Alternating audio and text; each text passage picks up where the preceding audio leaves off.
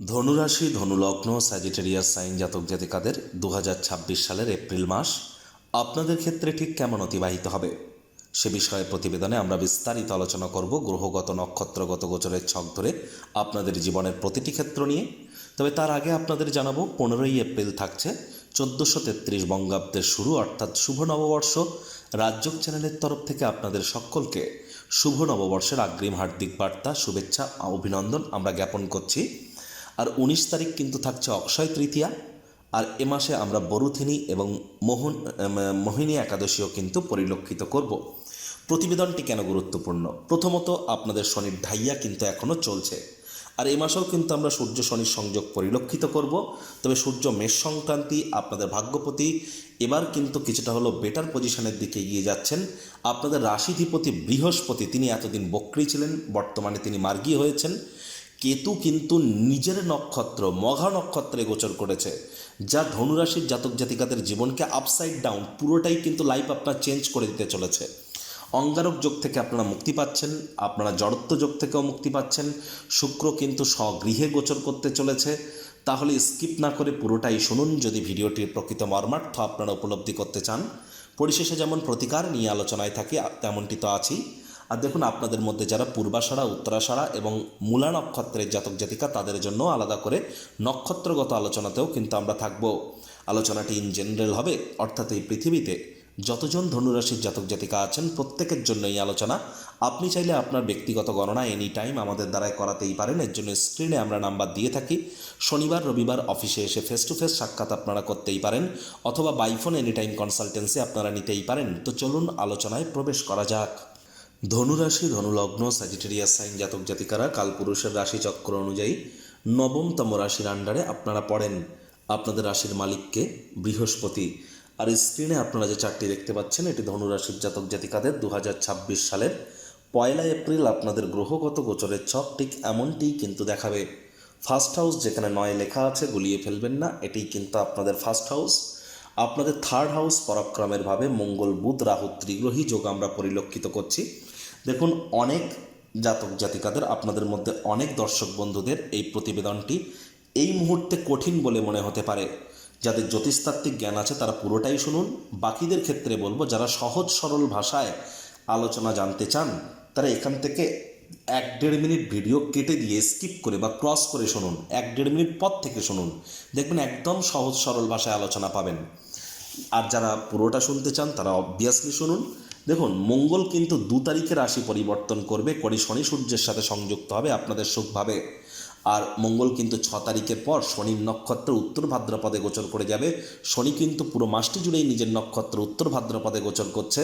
সূর্য আপনার শনির সাথে আপনাদের সুখভাবে থাকলেও সূর্য কিন্তু রেবতী নক্ষত্রে হয়তো আছে। 14 তারিখের পর তিনি কেতুন নক্ষত্র অশ্বিনী নক্ষত্রে গোচর করবে এবং মেষ সংক্রান্তি ঘটিয়ে শুক্রের সাথে শুক্রাদিত্য যোগ তৈরি করবে আপনাদের ত্রিকোণভাবে।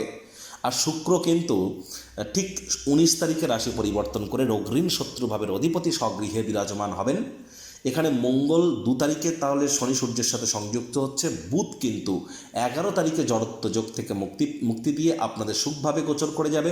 রাহু শতবিশা নক্ষত্রে পুরো মাসটি জুড়েই কিন্তু আপনাদের পরাক্রমের ভাবেই গোচর করবে। আপনাদের রাশিধিপতি গুরু তিনি নিজের নক্ষত্র পুনর্বসু নক্ষত্রে বর্তমানে মার্গী এবং অতিচারী আছেন আপনাদের পার্টনারশিপের হাউসে। আপনাদের ভাগ্যস্থানে কেতু বর্তমানে নিজের নক্ষত্র মঘা নক্ষত্রে গোচর করছে। চন্দ্র মাসটি শুরুয়াত করবে আপনাদের কর্মস্থান থেকে 2-2.5 দিন অন্তর অন্তর চন্দ্র রাশি পরিবর্তন করবে। প্রথমেই যে বিষয় সম্পর্কে আপনাদেরকে আমরা অবগত করার প্রচেষ্টা করব। দেখুন, প্রথম যে বিষয়টা কেতুর এই যে নক্ষত্রগত গোচর, এটিই ধনুরাশির জাতক জাতিকাদের জীবনকে আপসাইড ডাউন কিন্তু চেঞ্জ করে দিতে চলেছে।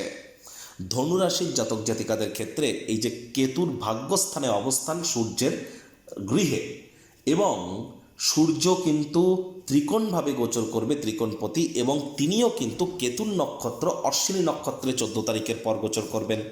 দুর্দান্ত একটি সংযোগে স্পষ্ট আকারে কি ইঙ্গিত দিচ্ছে?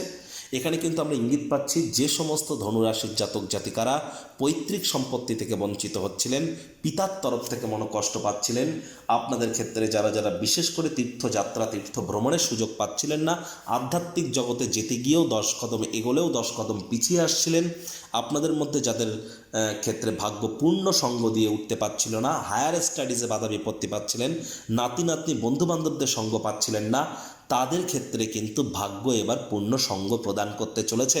হ্যাঁ, ঠিকই শুনছেন, অনেক ধনুরাশির জাতক জাতিকাদের এই কেতু কিন্তু রাজা বানাতে চলেছে। কেন? প্রথমত কেতু মঘা নক্ষত্রে গোচর করছে, নিজের নক্ষত্রে প্রায় 18 বছর পর এরম সিচুয়েশন আমরা পরিলক্ষিত করছি। আর মঘা নক্ষত্রের লর্ড কেতু হলেও মঘা নক্ষত্রের সাইন বা সিম্বল কিন্তু একটি সিংহাসন। তাহলে অনেক ধনুরাশির জাতক জাতিকাদের কিন্তু আমরা সিংহাসনে বসতে চলেছি।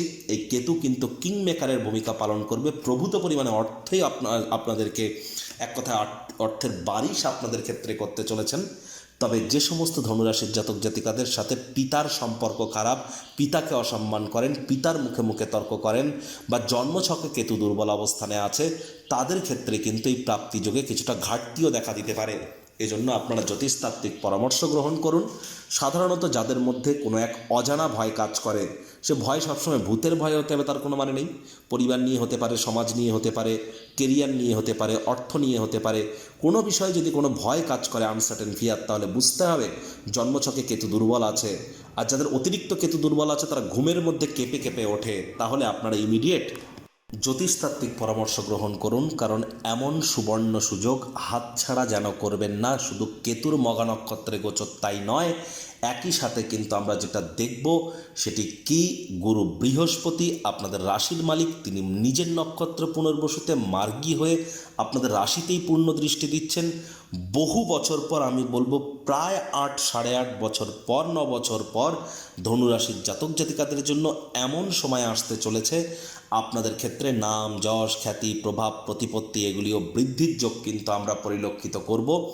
আবার আপনাদের ক্ষেত্রে কিন্তু এ সময় শারীরিক ক্ষেত্রে একটু টেনশন হয়তো থাকতে পারে। বাদবাকি দিক থেকে দেখতে গেলে আয় ইনকাম বাড়তে চলেছে, বয়সে বড় ব্যক্তিবর্গের দ্বারা উপকৃত হবেন, এবং যে সমস্ত ভাই বোনেদের দ্বারা আপনারা কষ্ট পাচ্ছিলেন সেখানেই কিন্তু আপনারা এবার লাভান্বিত হতে চলেছেন। এক কথায় পুরো ভাগ্যের চাকা ঘুরে যেতে চলেছে, সিচুয়েশন পুরো আপসাইড ডাউন চেঞ্জ হতে চলেছে। এবার হ্যাঁ, অনেক ধনুরাশির জাতক জাতিকারা এই সুফল কিন্তু প্রাপ্তি করবেন না। কেন?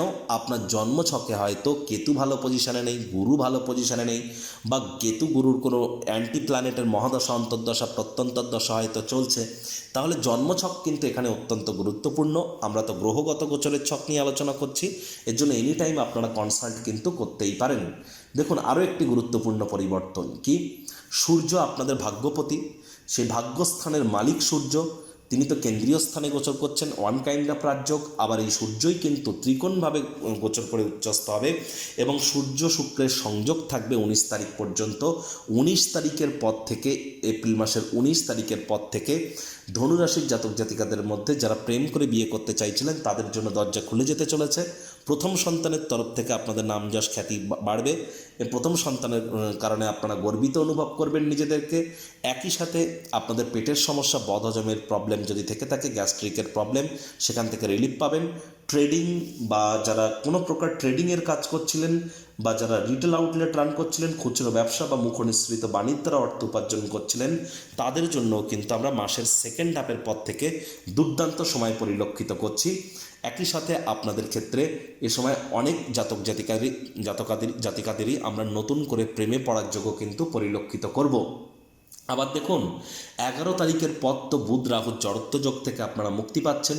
বুধ আপনাদের 4th হাউসে গোচর করে মাত্র 4 দিনের জন্য বুধাদিত্য যোগ তৈরি করবে, এবং সেখান থেকে পূর্ণ দৃষ্টি দিয়ে কিন্তু কর্মপতি কর্মস্থানকে দেখবে।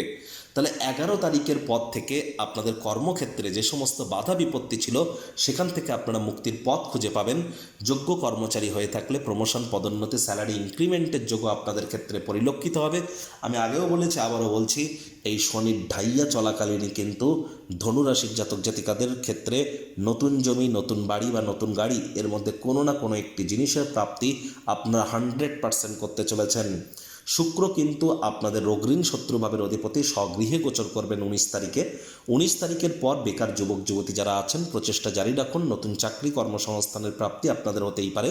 রোগঋণ শত্রু থেকেও আপনারা কিছুটা হলেও রিলিফ কিন্তু প্রাপ্তি করতে পারেন। তবে 19 তারিখের পর খরচকে বাজেটকে আপনাদেরকে নিয়ন্ত্রণের মধ্যে রাখতে হবে। বহুদিন ধরেই ধনুরাশির জাতক জাতিকারা মাত্রা অতিরিক্ত খরচ করে ফেলছেন, অতিরঞ্জিত অর্থ ব্যয় করে ফেলছেন। সঞ্চয়ের দিকে মনোযোগী হন। হার্ডওয়ার্ক, কঠোর কায়িক পরিশ্রমের কিন্তু কোনো বিকল্প নেই, কারণ শনির ঢাইয়া কিন্তু চলছে এবং শনি মহারাজের পূর্ণ দৃষ্টি কিন্তু কর্মস্থানে থাকছে। দুর্দান্ত একটি যোগ যে আপনারা অঙ্গারক যোগ থেকে মুক্তি পাচ্ছেন। মঙ্গল কিন্তু রাহুর সংস্পর্শ ছেড়ে বেরিয়ে এসে শনির সংস্পর্শে যাবে। এটি দুর্দান্ত হলেও আগের তুলনায় একটু বেটার, কিন্তু শনি মঙ্গলের সংযোগ আমরা পরিলক্ষিত করব। মায়ের শরীর স্বাস্থ্যের দিকে একটু নজর দিতে হবে, মায়ের সাথে সম্পর্কের দিকে নজর দিতে হবে। আর এ সময় কিন্তু অবশ্যই যদি দেখা যায় তাহলে আমরা দেখব যে মঙ্গল কিন্তু শনির নক্ষত্র উত্তর ভাদ্রপদ নক্ষত্রে থাকবে 6 তারিখ থেকে 24 তারিখ। 6 তারিখ থেকে 24 তারিখ পরিবারে মায়ের সাথে আত্মীয় স্বজন বা সুখ শান্তি সমৃদ্ধির ক্ষেত্রে, পার্থিব ক্ষেত্রে আপনারা যতটা সম্ভব কনসিস্টেন্সি মেনটেন করে চলতে পারবেন। প্রোটেস্ট করা থেকে যদি বিরত থাকেন লাভান্বিত হবেন। বাড়িতে বা গৃহে মায়ের উপরে অহেতুক তর্ক বিতর্ক যেন করবেন না। 6 তারিখ থেকে 24 তারিখ পরিস্থিতি কিন্তু হিতে বিপরীত হতে পারে। এ সময় চেষ্টা করবেন যতটা সম্ভব দাম্পত্য জীবনে কোলাহলকে কমানো যায়। স্বামী স্ত্রী আপনারা লক্ষ্য করছেন শারীরিক সম্পর্ক থেকে আপনারা অনেকটা দূরে ছিলেন, এবার ধীরে ধীরে আপনারা আবার কাছে আসতে চলেছেন। আপনাদের দাম্পত্য জীবনে কিন্তু রেসপন্সিবিলিটি, দায়িত্ব অনেকটা বাড়তে চলেছে। আদালত বা কোর্টে যাদের কেস পেন্ডিং ছিল, আমি বলবো কোর্ট আদালতের বাইরে মামলার নিষ্পত্তি করবার চেষ্টা করুন। যদি 11 তারিখের আগে যদি ভার্ডিক্ট থেকে থাকে, 11 তারিখের পর যদি ভার্ডিক্ট থেকে থাকে, তাহলে হয়তো পরিস্থিতি আপনাদের পক্ষে কিন্তু থাকতেই পারে।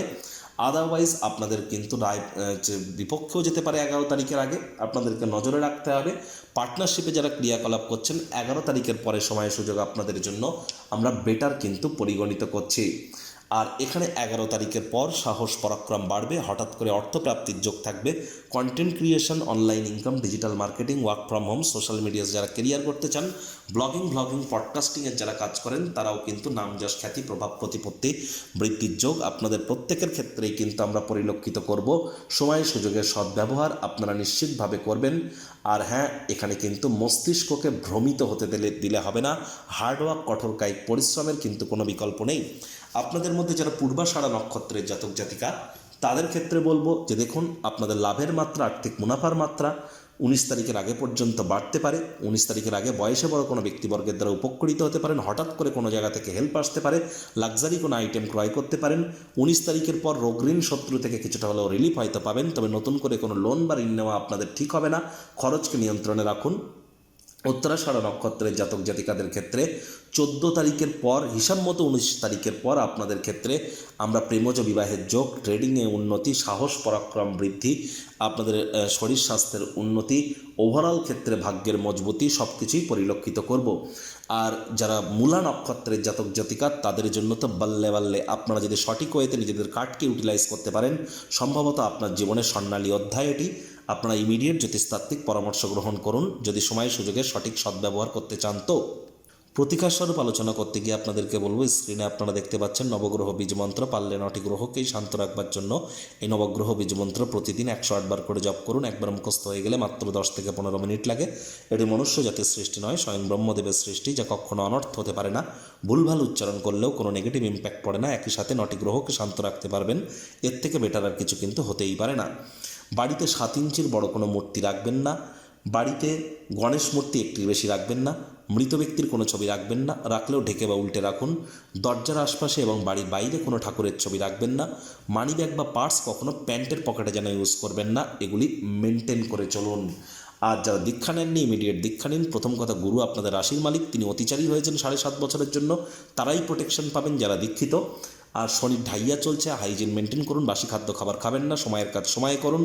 আর মাতৃভক্ত হন, বয়োজ্যেষ্ঠ এবং শ্রমিক সম্প্রদায়ের ব্যক্তিবর্গদেরকে সম্মান করুন, উপকৃত হবেন। সংসারে অশান্তি, প্রেমে বাধা বা বিবাহে অনিশ্চয়তা, ব্যবসাতে ক্ষতি বা চাকরিতে ডামাডোল, অসুস্থতা, দুঃখ, দারিদ্রতা থেকে কিছুতেই রেহাই মিলছে না, পরীক্ষায় ফেল, তাহলে আর দেরি কেন? জীবনের যাবতীয় সমস্যার সমাধান করব আমরা।